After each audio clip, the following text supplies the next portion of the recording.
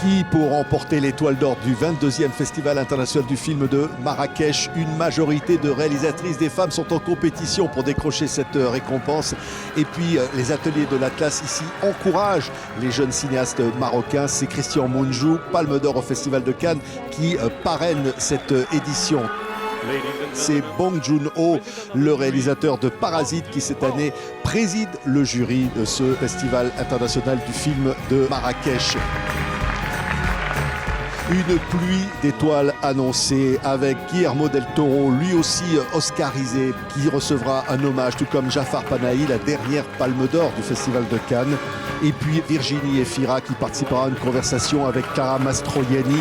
Des rencontres étonnantes, importantes. Ici, il s'agit de rapprocher le public à l'heure où le monde est en perte de repères. Ce sont les propres mots du prince Moulay Rachid qui préside le Festival international du film de Marrakech. Et puis une présence très attendue cette année, la star hollywoodienne Jodie Foster. Bah dis donc, tu voulais l'assommer ta patiente, hein? Quelqu'un a trafiqué ça. C'est son mari toujours qui récupérait les ordonnances. J'ai trouvé des choses compromettantes, Julie. Tu fais ses poubelles? C'est mon boulot. Bonjour Mélita Toscan du Plantier, vous êtes un peu l'âme de ce festival évidemment et c'est un plaisir de vous avoir avec Ali Hadji, le coordinateur général, et Rémi Bonhomme, le directeur artistique. Le Festival du film de Marrakech, Mélita, c'est une fête toujours recommencée. Qu'est-ce qui différencie ce festival? C'est la curiosité, c'est la proximité, c'est un peu le culot, c'est quoi? C'est la diversité, c'est la transmission de plus en plus, même si depuis la première année... notre choix a toujours été de choisir des premiers et deuxièmes films pour la compétition. Le festival a énormément évolué et aujourd'hui, il y a beaucoup d'événements qui servent à la transmission pour les jeunes, pour les étudiants, pour les futurs réalisateurs, la future génération. Rémi est arrivé avec nous en 2018 pour façonner ces ateliers de l'Atlas qui ont encore beaucoup grandi depuis 2018, mais c'est vrai que ça sert énormément et on le voit chaque année dans les projets en développement et puis en post-production que les ateliers aident. Ces films se retrouvent dans les plus grands festivals du monde. Donc, entre ça et puis les conversations magnifiques que nous avons 2 fois par jour, ce qui est vraiment très rare. Je crois qu'on est vraiment le seul festival à avoir 2 conversations par jour de cette qualité en plus. Virginie Efira, Clara Mastroianni, voilà, beaucoup de grands noms, Bong Joon-ho, Jafar Panahi qui a obtenu la Palme d'or cette année à Cannes, qui sera là pour échanger avec le public. Voilà, Jodie Foster, beaucoup de grands noms qui seront là pour échanger avec le public qui est très jeune. J'étais ce matin à la conversation de Kléber Mendoza Philo et la salle était pleine de jeunes étudiants marocains ou internationaux. Et c'est magnifique. Donc la transmission, l'échange, le partage, le cinéma, voilà. Et la fête, et le public. C'est vrai, Rémi Bonhomme, le public, il est de plus en plus nombreux à venir. Et ça compte beaucoup, parce qu'un festival comme à Marrakech est fait pour le public, au fond. Oui, pour tout festival, le public, c'est le marqueur. Lors de la dernière édition, on avait déjà enregistré 10 000 spectateurs de plus que lors de l'édition précédente. Et de voir le public grandir, se rassembler autour de la programmation, autour de ces rencontres dont Mélita vient de parler, ce programme de conversation qui est vraiment un événement signature du festival, ça donne évidemment foi dans l'avenir du cinéma ici au Maroc. Et puis, la particularité d'avoir un public jeune, c'est puisqu'effectivement dans les salles on retrouve des étudiants, des jeunes d'une trentaine d'années extrêmement investis dans les débats. C'est le public le plus passionnant avec lequel travailler parce qu'ils nous surprennent par leurs questions et leur regard sur les films que nous leur présentons. Oui, ce qui est fabuleux, c'est qu'on a 82 films présentés qui viennent de 31 pays avec de nombreux films qui vont représenter leur pays aux Oscars. C'est, je veux dire, un festival absolument extraordinaire parce qu'il accueille le monde entier en fait, ici à Marrakech. Oui, tout à fait. C'est un festival qui a sa propre singularité.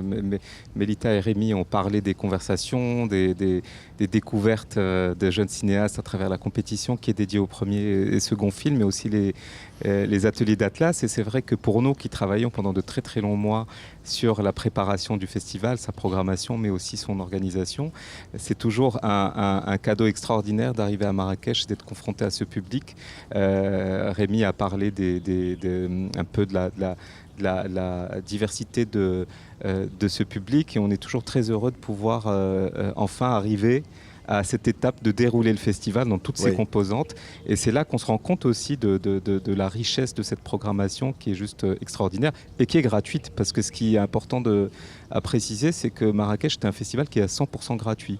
C'est-à-dire que moi, je n'ai pas d'exemple en tête de festival de cette envergure à travers le monde qui soit accessible gratuitement à la fois au public, mais aussi aux professionnels. Et ça, c'est une chance extraordinaire. Oui, alors c'est vrai que le prince Moulay Rachid, qui préside le festival, a dit c'est un festival qui amène cette diversité, ces échanges, disait-il, dans un monde en perte de repères.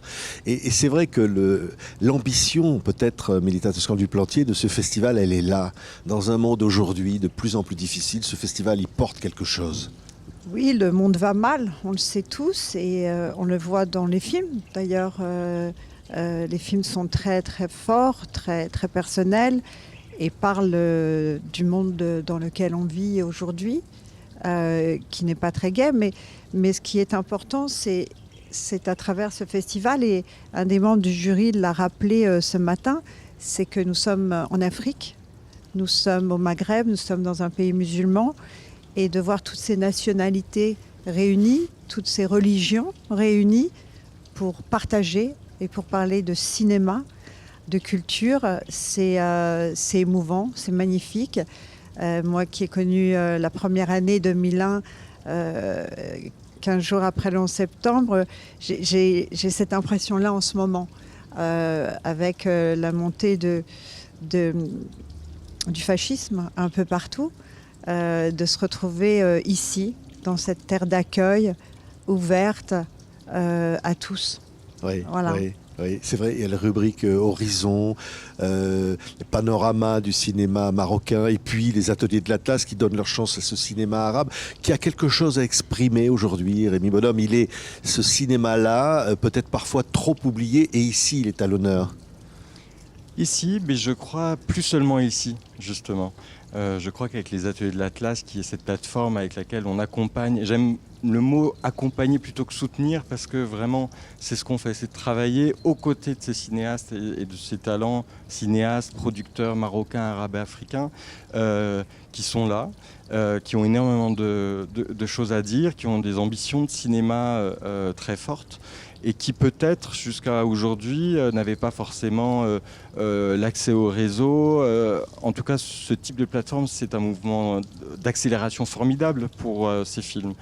Et les ateliers ont accompagné un mouvement de création qui fait qu'aujourd'hui, on découvre une richesse et une diversité du cinéma arabe et africain qui se retrouve à l'international dans les grands festivals internationaux, qui se retrouve aussi dans des canaux de distribution. Donc les publics à travers le monde ont de plus en plus accès à ces récits, à ces ambitions de cinéma. Et le cinéma marocain, arabe et africain n'est aujourd'hui plus réduit à des sujets politiques et sociaux. On trouve un cinéma de genre, les jeunes cinéastes explorent différents genres cinématographiques et c'est extrêmement réjouissant de pouvoir accompagner ce mouvement. Oui, c'est vrai, Ali Hadji. Hein, ça, c'est un message du Maroc. C'est au fond l'histoire de ce Maroc qui est intimement liée à l'histoire du cinéma, où on a beaucoup tourné ici même, sur cette terre. Hein.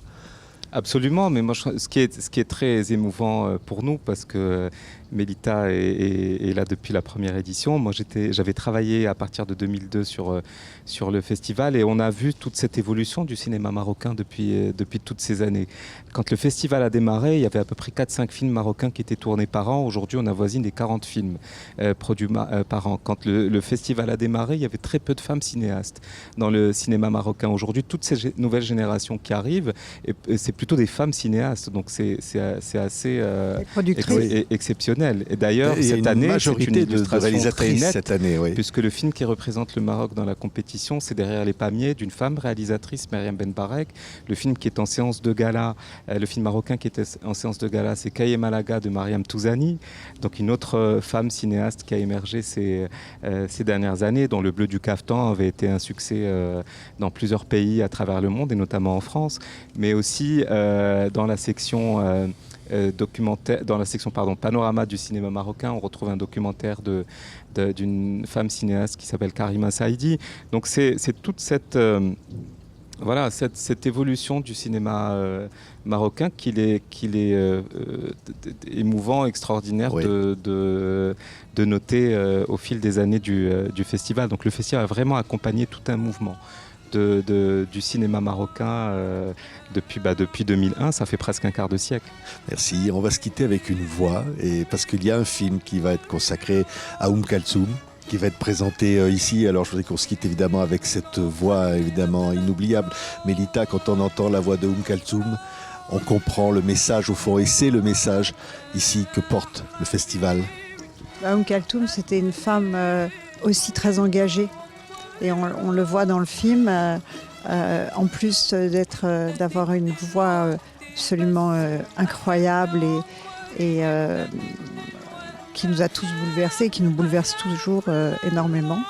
Mais c'était une femme engagée, donc oui, son message est très fort, même si je ne comprends pas toujours les mots. Quand j'écoute sa voix, j'ai très envie de pleurer. Merci à tous les trois. Kalthoum, ça qui nous accompagne pour cette 22e édition du Festival international du film de Marrakech, dont TV5 Monde est très fier d'être partenaire depuis le début. Merci à tous les trois. Merci.